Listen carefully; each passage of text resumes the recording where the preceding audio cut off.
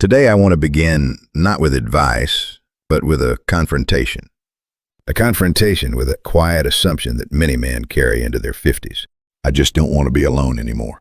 It sounds simple, reasonable even, but beneath that sentence lies a psychological structure that, if left unexamined, can quietly destabilize an entire second marriage. Because remarriage after 50 is not a continuation of youth. It is not a second version of your first marriage. It is something fundamentally different. 1.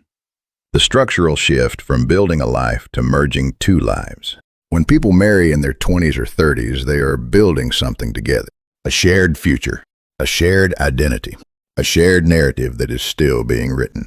But in your 50s, you are no longer building from zero. You are merging two completed systems, two established lives, two financial structures, two emotional histories, often two sets of children, and two deeply ingrained ways of seeing the world. This is not construction. This is negotiation. And negotiation requires something very different from love. It requires stability. 2. The first illusion. Loneliness is the problem. Many men enter remarriage believing that loneliness is the core issue.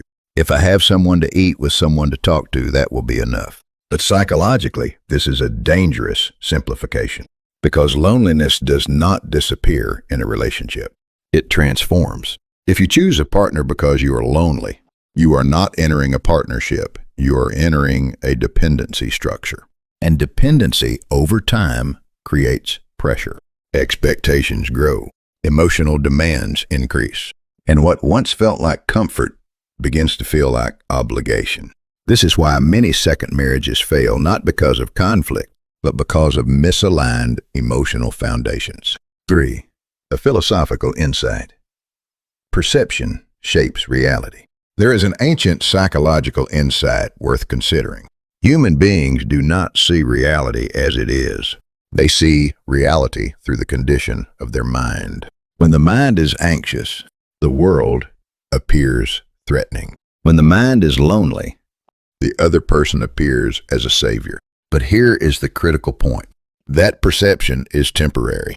Over time, the illusion fades, and reality emerges. The partner you once saw as your emotional refuge becomes a real human being with flaws, boundaries, and needs of their own. And if the relationship was built on emotional projection rather than grounded understanding, disappointment becomes inevitable. 4. The most important question. So before considering remarriage, there is a question that must be answered with absolute honesty. Am I seeking relief from loneliness, or am I seeking a person I can build a stable life with? These are not the same. One is emotional. The other is structural. And confusing the two is one of the most common and costly mistakes men make in their 50s. 5.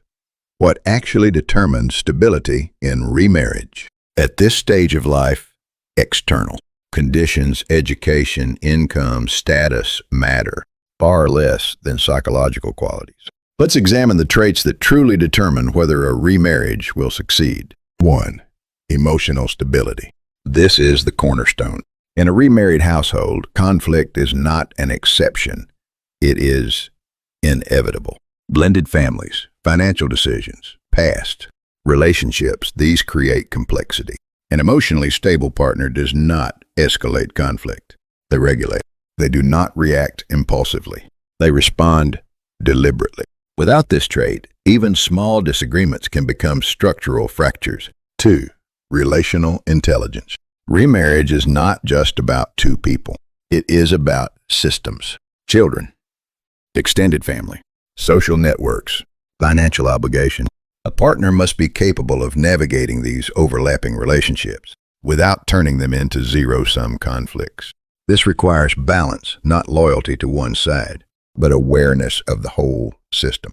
3. Financial realism. Money in remarriage is never just money.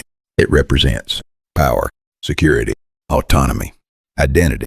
If one partner expects dependence or the other insists on control, the the relationship gradually shifts into imbalance. A healthy remarriage requires a shared understanding. Money is not ownership, it is infrastructure. 4. Psychological maturity. Maturity is not about age. It is about self-awareness. A psychologically mature person can observe their own emotions, jealousy, insecurity, control impulses. Instead of projecting them outward, they process them inward. This single trait can reduce conflict more than any external compatibility factor. 6. The hidden variable, self-esteem balance. Here is something rarely discussed, yet critically important. Relationships are governed by invisible self-esteem dynamics. If there is a large gap in education, income, social status, cultural capital, that gap does not remain neutral. It becomes psychological tension. The lower position partner may feel inferior. The higher position partner may unconsciously dominate. Over time, this creates withdrawal, defensiveness, control struggles, which is why the success of a remarriage is not determined by how high your conditions are, but by how balanced they are. 7. The most dangerous personality types. Now we must address a more serious issue. There are certain psychological patterns that pose significant risks in remarriage.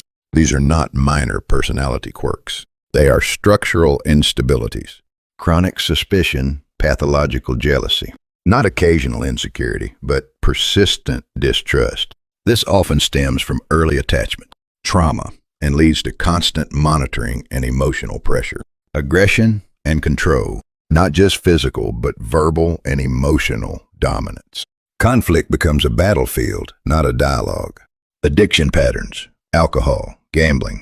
These are not habits, they are coping mechanisms, and they erode both emotional and financial stability over time. Manipulative or exploitative tendencies. Some individuals do not view relationships as mutual. They view them as opportunities for gain. At first, they may appear charming, but over time, intention reveals itself. 8. Where these patterns come from. Modern psychology offers a clear explanation. Early childhood experiences shape relational patterns. Stable upbringing, trust. Unstable upbringing, fear, control, avoidance. A person who grew up in chaos may unconsciously recreate chaos. A person who experienced betrayal may expect it everywhere, which means when you choose a partner, you are not just choosing a person, you are choosing their psychological history. 9. The final principle. Mind before relationship.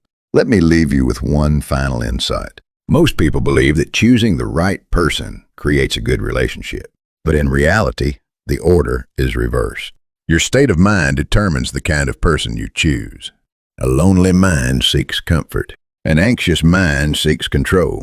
A stable mind seeks compatibility. So the real question is not, who should I marry? But rather, what is the condition of my mind as I make this decision? Because that condition will shape everything that follows. Remarriage is not a second chance at romance. It is a second chance at wisdom. A chance to choose not from impulse, not from loneliness, but from clarity. If today's discussion gave you a deeper perspective on relationships and human psychology, consider subscribing, liking, and sharing this content. Your engagement allows this channel to continue exploring the deeper structures behind human decisions in relationships. In the next lecture, we will examine a crucial topic, the psychological patterns of women in remarriage after 50, and why some build stability while others repeat the same conflicts. Until then, thank you.